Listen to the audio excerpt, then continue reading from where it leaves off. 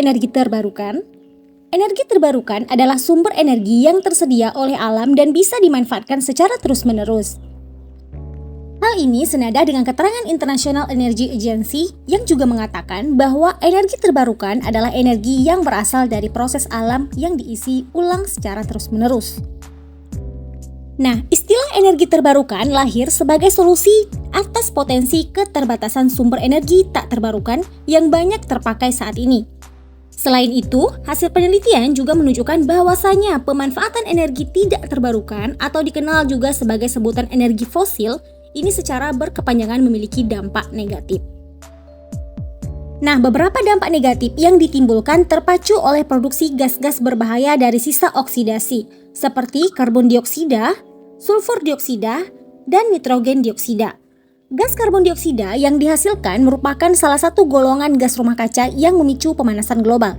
Sedangkan gas sulfur dioksida dan nitrogen dioksida adalah senyawa yang menjadi sumber deposisi asam yang akan kembali ke permukaan bumi bersama hujan asam ataupun sebagai partikel bebas. Nah, apa dampaknya? Dampak dari deposisi asam antara lain mengganggu keseimbangan nutrisi tanah, merusak kualitas air, punahnya berbagai jenis makhluk hidup yang tidak bisa beradaptasi dengan kondisi asam, kemudian menimbulkan masalah bagi kesehatan manusia dan masih banyak dampak negatif dari deposisi asam ini. Para saintis di seluruh belahan dunia ini termasuk Indonesia ini berusaha melahirkan inovasi baru sebagai solusi atas berbagai permasalahan tersebut. Maka sampailah pada upaya memanfaatkan energi terbarukan. Nah, jadi kenapa energi terbarukan? Seperti apa energi terbarukan itu? Yuk kita bahas. Sudah cukup banyak contoh energi terbarukan yang berhasil ditemukan hingga saat ini. Antara lain yang pertama ada energi surya. Nah, energi surya adalah energi yang bersumber dari sinar matahari.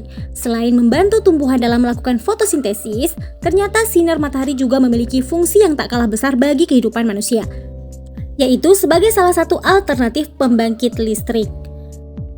Nah, jadi peran energi surya sebagai pembangkit listrik ini sudah dikembangkan di berbagai negara seperti Jerman, Amerika Serikat, India, dan Jepang. Nah, untuk mengubah energi surya menjadi energi listrik dibutuhkan panel surya yang berfungsi sebagai perantara yang menyerap sinar matahari. Kemudian dikonversi menjadi energi listrik.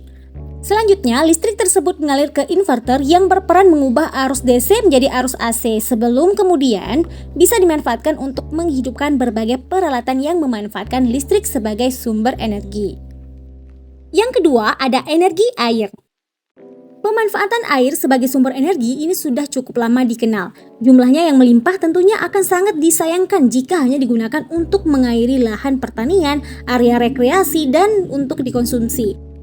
Nah, kemudian proses mengkonversi energi air ini sudah terbilang cukup mudah, yakni dengan membuat kincir air yang kemudian ditempatkan pada daerah aliran air yang memiliki arus kencang. Nah, itu tujuannya agar semakin besar pula energi yang dihasilkan. Nah, putaran kincir air menghasilkan energi kinetik yang kemudian digunakan untuk memutar generator. Nah, dari sanalah energi listrik dihasilkan. Yang ketiga, ada energi angin. Angin adalah udara yang bergerak dari wilayah yang memiliki tekanan udara tinggi ke wilayah dengan tekanan udara rendah. Nah, dengan sifatnya tersebut sangat memungkinkan bila angin ini juga dimanfaatkan sebagai sumber energi.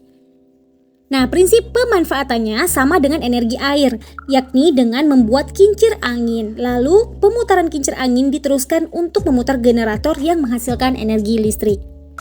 Nah, kemudian ada energi panas bumi. Nah, panas bumi merupakan energi panas yang berasal dari dalam bumi. Nah, umumnya wilayah-wilayah yang memiliki potensi panas bumi adalah wilayah yang berada di kawasan yang dilalui cincin api Pasifik, seperti Filipina, Indonesia, dan New Zealand.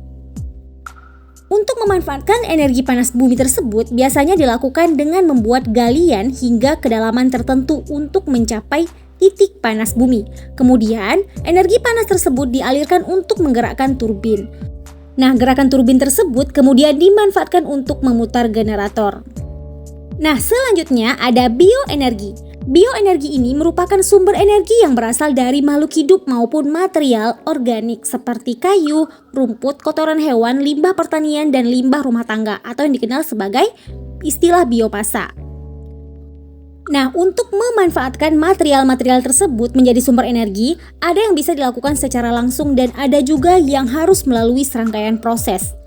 Nah, material organik yang tidak perlu melewati rangkaian proses tertentu, misalnya kayu. Sedangkan kotoran hewan, limbah rumah tangga, dan limbah pertanian biasanya melewati rangkaian proses tertentu untuk menghasilkan sumber energi. Nah, produk akhirnya ada yang menjadi biodiesel, bioetanol, biogas, bioaftur, dan lain-lain. Nah, hadirnya berbagai jenis energi terbarukan tersebut tentunya bisa menjadi angin segar bagi kehidupan manusia.